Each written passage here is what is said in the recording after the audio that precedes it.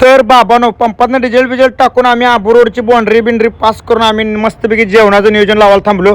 गाडीतलं माळवं सपल्याला बघा म्हणून किराणा दुकानात जाऊन सगळा भाजीपाला तेलाची बाटली तीन घेतलो आणि मेन म्हणजे आपली बाटली तिथं मिळाली म्हणून एवढे जाम खुश झालतो बघा. मग काय तिथनं आता गाडीत म्हटलं मस्तपैकी ऑमलेट बनवा म्हटलं. चकण्याला काय खायला आणलं नव्हतं, चकण्याला काय खायला मिळालं नव्हतं म्हणून ऑमलेट बनवायचं नियोजन लावलं.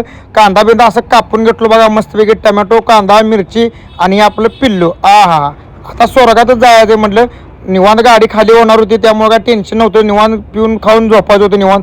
मस्तपैकी पहिला पॅक लावा म्हटलं, दणका देवा म्हटलं, त्याशिवाय आमलेट बनवायला काय जमणार नाही म्हटलं. मग काय असा पॅक तीन भरला बघा. हा देवाला पहिला निवड दाखवायला लागते त्याशिवाय पर नाही. ज्या आईची गाडी पॅक मारल्या मला डोकं असं फनफन केलं की नाही. आता ऑमलेटचं 3 ते 9 अठरा काय होणार नाही म्हटलं. पॅक लावलं की नाही एकदम पद्धतशीरपणानं ऑमलेट बनवता येते. मग काय हलवलं बघा कसे झाले पोळी दणका एकदम गोल गोल झाले की नाही नाद खोळा. मग काय असं पोटात जरा खाव्या म्हटलं आणि मस्तपैकी पॅक लावत दणका दिलो बघा. एक नंबर शेवटचा पॅक राहिला मस्त मारलो बघा आणि मस्त झोपी गेलो. कारण उद्याच्याला गाडी सकाळी खाली होणार होती. मग काय सकाळी उठून पाहुण्यासनी सोडायला चाललेलो स्टँडवर. पाहुण्यासनी सोडलो बघा ना आलो गाडीकडे. गाडी तेवढी 80 पास घालून खाली करायला चालू होती.